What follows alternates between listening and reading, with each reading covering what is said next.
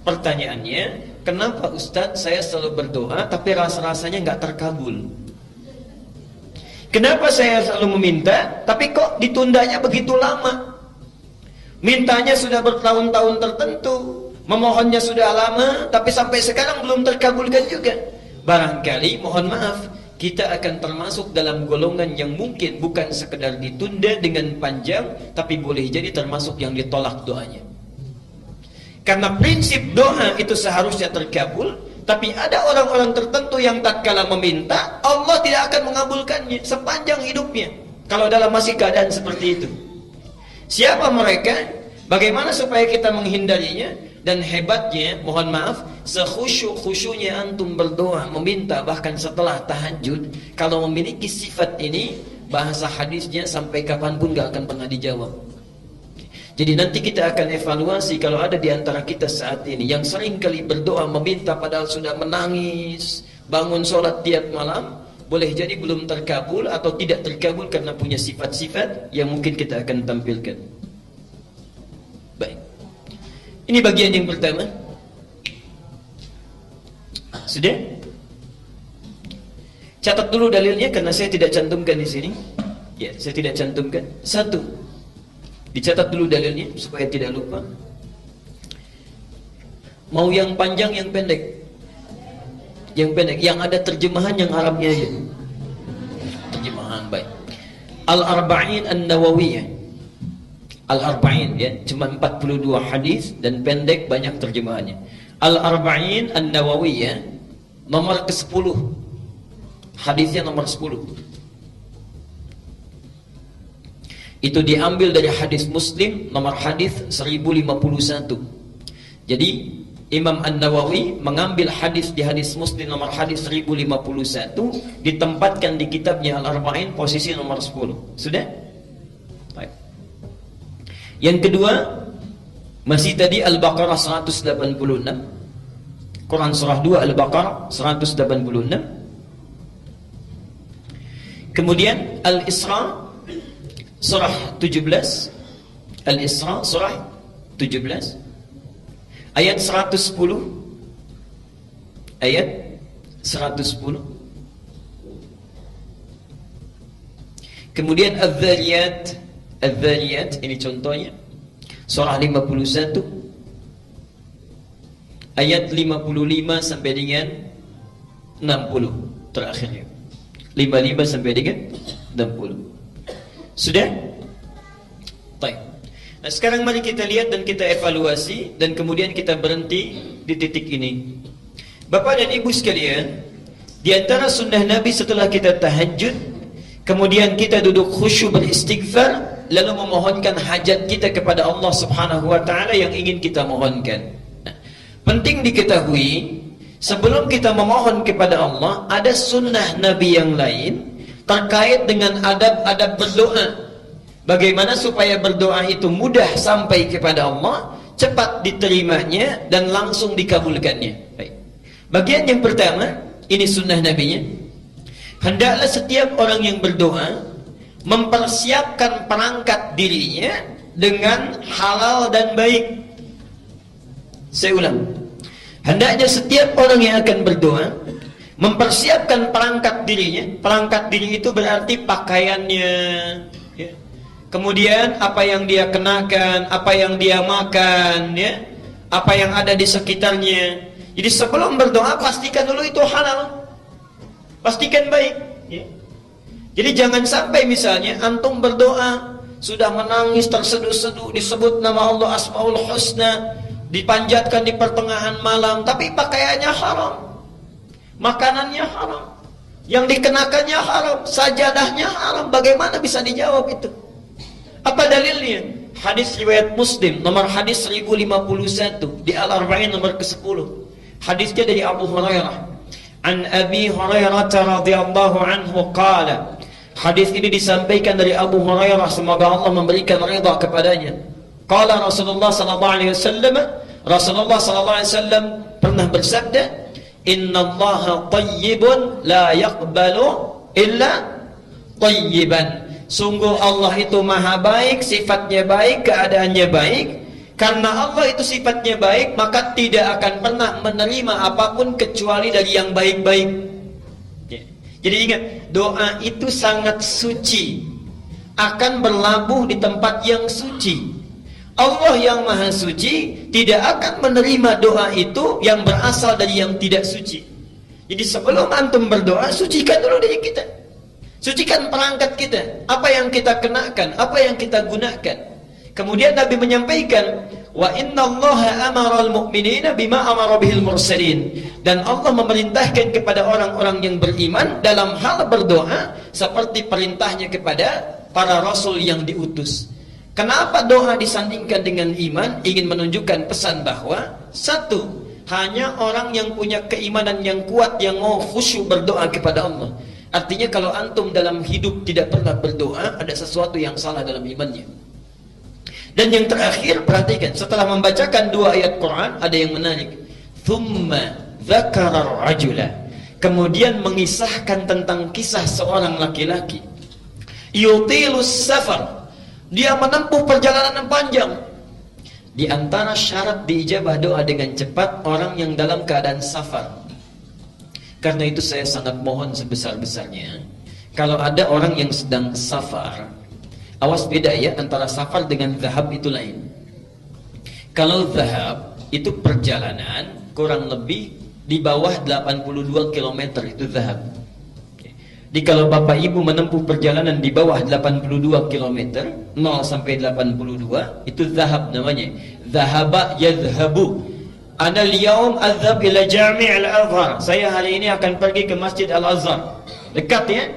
Enggak sampai 80 kilo. Itu zahab. Tapi kalau lewat dari situ, apalagi panjang sekali, sudah zona waktunya berubah, itu disebut dengan safar. Safar. Orangnya disebut dengan musafir.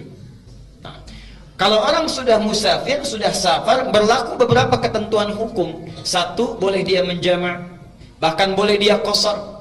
Lihat An-Nisa misalnya di ayat 101 disebutkan di sana, wa idza darabtum fil ardi falaysa 'alaikum junahun an taqsuru minas shalah.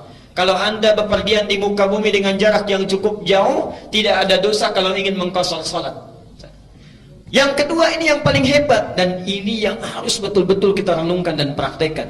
Dalam keadaan safar itu, Allah akan cepat mendengar dan mengabulkan doa yang dipanjatkan.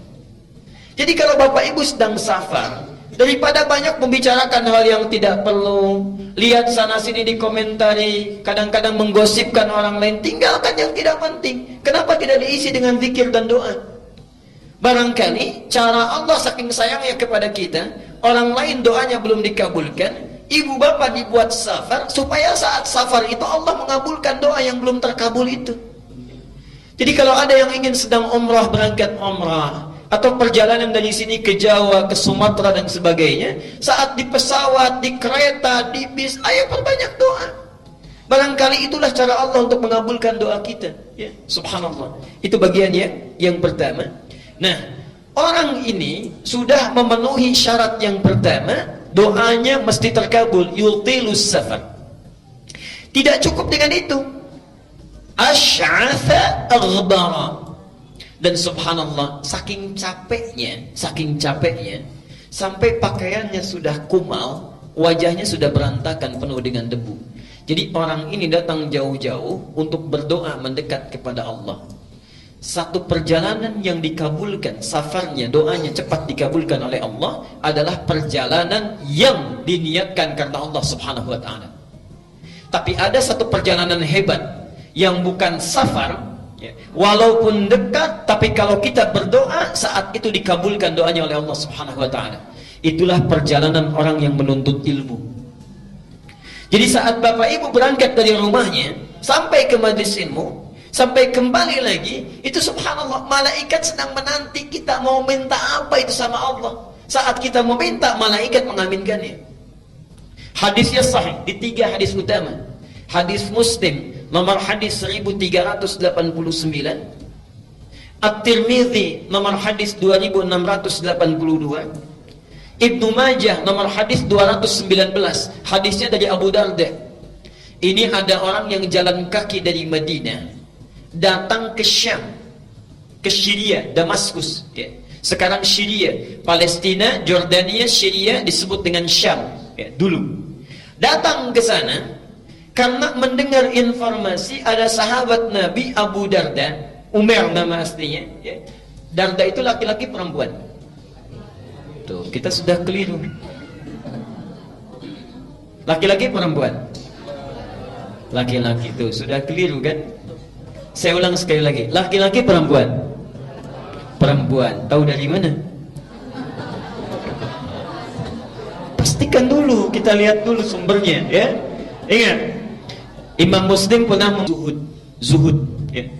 Segala hartanya disedekahkan, mendekat kepada Allah subhanallah. Harta yang dia kumpulkan digunakan untuk kepentingan Allah dan Rasulnya. Dan yang paling hebat ada dua hal. Satu, punya teman karib yang selalu menunjukkan kepada kebaikan. Ini contoh bagi kita. Silahkan nanti lihat di Riyadhus Shalihin, itu ada pembahasannya. Teman karibnya Salman Al-Farisi. Ada bab, Imam An-Nawawi menempatkan hadis ini, menyampaikan bab 31 kalau tidak keliru. Salman berkunjung ke rumah Abu Darda. Saat itu Abu Darda sedang puasa. Ketika Salman disuguhi, kata Abu Darda, silahkan makan. Kata Salman, kenapa engkau tidak makan? Saya puasa, saya tidak akan pernah makan sebelum engkau juga makan bersama saya. Ada banyak kisah yang bisa kita gali itu. Nah, Abu Darda ini kenapa disebut dengan Abu Darda? Karena Uwaimir ini punya putri perempuan yang sangat cantik, luar biasa, namanya Darda. Darda inilah ditaksir banyak orang, sampai saat itu ditaksir oleh Gubernur Syams. Tidak perlu saya sebutkan orangnya. Ditaksir ingin dinikahi, maharnya besar luar biasa, tapi subhanallah ditolak oleh Abu Darda ini dengan kalimat yang sangat indah sekali. Saya sudah merawatnya puluhan tahun untuk dekat dengan Allah. Sekarang dia sudah baik. Saya tidak ingin titipkan pada keadaan seseorang yang kalau dia menjadi pasangan anak saya, bisa lupa dia dengan ketaatan yang telah saya bina itu.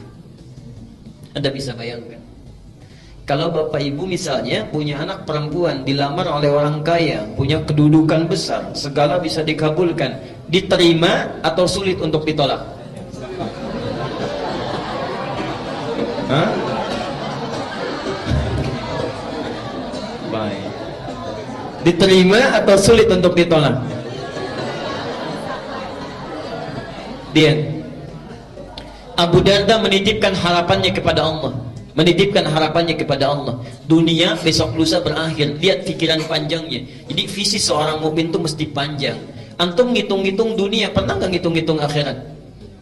Saldo bank saya sekarang sekian, oh debitnya sekian, kreditnya sekian, saldo sekian. Pernah nggak ngitung saldo akhirat kita sekarang berapa? Ya Allah, debit saya sekarang, oh ini semalam nggak tahajud, berarti nggak dapat. Ya subuhnya kesiangan, berarti yang dapat pahala sekian. Dosanya sekian persen. Saldonya berapa? Orang cerdas itu, makanya disebut oleh Quran tuh ulul albab. Ulul albab itu yang bukan cuma ngitung-ngitung dunia, tapi pikirannya langsung tersambung ke alam akhirat. Visinya jauh. Visinya jauh. Abu Darda punya visi jauh. Sekarang kamu jadi gubernur, bagaimana kalau sudah menikah pimpinan berganti? Jauh visinya. Dititipkan kepada orang soleh, menikah dengan orang itu, lahirlah keturunan-keturunan yang soleh. Dan subhanallah, Bapak Ibu sekalian, Abu Darda hafal banyak hadis. Di antara hadisnya ada yang tidak diketahui oleh sahabat manapun. Orang ini datang dari Madinah, subhanallah, kota Nabi, berjalan kaki, Bu, bayangkan. Tadinya naik unta, kemudian dijual untuk bekal, jalan kaki. Jarak Madinah ke Syria sekarang kurang lebih sehari semalam kalau pakai bis. Kalau jalan kaki kira-kira berapa lama? Jangan dulu dijawab, sudah pernah atau belum? Okay. Dan jangan bayangkan situasinya seperti sekarang. Subhanallah. Datang jalan kaki, sampai di sana bertemu Abu Darda, terlihat seperti orang kecapean, kelelahan dalam fisiknya, tapi wajahnya memancarkan senyuman. Orang ini, kata Abu Darda, ya akhil karim, a'indaka hajah? Saudaraku, Anda punya keperluan apa? Katanya. Kata orang ini langsung singkat, padat, lugas, tegas. Uridul hadis. Saya pengen hadis. Saya dengar ada hadis yang pernah disampaikan oleh Anda, tidak dimiliki oleh sahabat yang lainnya. Uridul hadis.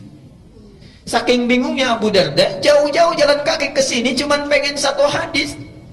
Kata Abu Darda ditanya, "A'indaka haja ukhra?" Apa Anda tidak perlu tidak punya kebutuhan yang lainnya? La, faqat uridul hadis. Tidak, saya cuma pengen hadis saja. Menjaga keikhlasannya, tidak melekatkan dengan motif yang lainnya. Uridul hadis. Subhanallah. Perhatikan, orang jalan kaki tidak ada fasilitas yang memadai untuk mendapatkan satu hadis saja ditempuh perjalanan. Untuk dapat satu hadis. Antum yang fasilitasnya banyak, yang punya sepeda, yang punya motor, masjidnya bahkan ada yang di samping rumahnya, saat ta'lim fasilitasnya bagus, direkam juga, ustadznya datang sendiri, masih nggak mau tersentuh untuk ta'lim. Dengan cara apa lagi? Dengan cara apa lagi mesti difasilitasi? Dan itu bukan 1-2 hadis, kadang-kadang satu pertemuan bisa 3-5 hadis. Ada muridnya Imam Malik datang, saya ingin hadis katanya. Ditolak oleh Imam Malik, tidak. Nunggu di luar sampai bosan, kata Imam Malik pada yang bantu beliau, khadim beliau, cambuk dia katanya. Cambuk ini bukan marah, untuk menguji kira-kira masih bertahan enggak. Ketika dicambuk sampai 40 kali, dicambuk, Anda zalim kepada saya, kata orang ini. Saya sudah menjual apa yang saya punya. Jadi orang ini menjual apa yang dia miliki, kekayaannya dan sebagainya, hanya untuk menempuh perjalanan supaya belajar hadis pada Anda. Anda zalim pada saya. Baik ya. Kata Imam Malik, kalau begitu saya ingin balas kezaliman saya. Apa yang bisa saya lakukan? Berikan saya hadis sesuai dengan cambukan yang telah tadi diberikan. Jadi dicambuk 40 kali, minta 40 hadis. Begitu disampaikan 40 hadis oleh Imam Malik, kata orang ini, tolong cambuk saya lagi sebanyak-banyaknya, belum cukup hadisnya. Ada orang yang dicambuk sekedar untuk belajar. Antum tidak pernah dicambuk, dikasih fasilitasnya, bahkan hari Kamis dikasih takjilnya, dikasih buka puasanya, dikasih bukunya, dikenyangkan perutnya, ustadznya datang. Tadi ada pertanyaan, yang nggak puasa boleh buka nggak? Boleh. Gampang, di sini manhajnya sederhana. Yang nggak puasa buka, yang mau dimakan, yang puasa yang makannya. Singkat ya. Baik. Sekarang perhatikan. Jadi orang ini ketika datang langsung disampaikan hadisnya. Hadisnya tentang ta'lim. Ini yang hebat. Yang dalam perjalanan tidak mengenal jauh, dekat pun doanya dikabulkan. Man salaka tariqan yaltamisu fihi ilman sahhalallahu lahu tariqan ilal jannah. Jangan baca sampai di sini, lihat yang di Ibnu Majah. Wa innal malaikata la tad'u ajnihataha ridan li talibil ilmi wa hatta al-hitana allati fil bihar. Orang yang menyiapkan dirinya menempuh satu perjalanan, salaka itu mau dekat mau jauh saya tempuh ya. Jadi orang yang serius menyiapkan dirinya menempuh satu jalan, yaltamisu fihi ilman. Kalimat iltamasa itu bukan sekedar belajar, menyiapkan perangkatnya supaya bisa diraba, dicatat, dilihat. Perhatikan, sahhalallahu lahu tariqan ilal jannah. Balasan pertama, Allah akan mudahkan langkahnya menuju surga karena ilmunya. Yang kedua, perhatikan, wa innal malaikata, setiap dia akan berangkat, malaikat itu membentangkan sayapnya ridhan li talibil ilmi, memberikan ridha kepada para penuntut ilmu. Ridhanya malaikat itu punya 2 makna. Satu, memohonkan ampunan, al-istighfaru lahu, dan yang kedua, mengaminkan doa setiap yang dimohonkan oleh para penuntut ilmu. Jadi tolong pakai ini sunnahnya. Setiap berangkat dari rumah sampai sini, sampai pulang lagi, gunakan sunnahnya. Jangan cuma di jalan lihat pohon bagus, dikomentari bagus. Lihat rumah orang-orang yang bangun, kita yang komentar. Lihat orang jalan olahraga, kita bawakan, sampaikan pada teman. Duh, orang itu ya jam segini olahraga, harusnya taklim. Udah ria tuh. Banyak yang dibawa. Kenapa kita tidak gunakan dengan zikir istighfar pada Allah? Perbanyak doa mendekat kepadanya. Subhanallah, itu taklim. Nah, orang tadi datang jauh-jauh, itu sudah cukup baginya doanya dikabulkan. Apalagi tujuannya ingin berdoa. Yang lebih hebat, yamuddu yadayhi ila sama, mengangkat tangannya ke langit begini. Thumma qala, kemudian mengatakan, ya Rabb, ya Rabb, disebut asmaul husna. 3 syarat doa mestinya terkabul dengan cepat. Apa kata Nabi? Fa anna yustajabu lidzalik. Gimana doa kamu bisa dijawab? Famat'amu haramun wa mashrabuhu haramun wa malbasuhu haramun wa ghudhiya biharamin. Makanannya haram, minumannya haram, pakaian yang dikenakannya haram, dan perangkat kehidupannya berasal dari yang haram. Orang seperti ini, perhatikan kalimatnya, yustajab itu bukan fi'il madhi tapi fi'il mudhari. Mudhari itu bentuknya past tense continuous future. Jadi orang ini kapanpun meminta, sesulit apapun, menangis darah apapun, gak akan pernah dijawab oleh Allah subhanahu wa ta'ala selama perangkat hidupnya itu haram. Karena itu bertakwalah kepada Allah. Kita berhenti dulu di bagian yang pertama ini. Jadi kalau antum ingin segera dikabulkan doa oleh Allah, maka coba lihat diri kita sebelum berdoa. Ada yang haram tinggalkan, yang kurang perbaiki, yang sudah bagus pertahankan dalam kehidupan.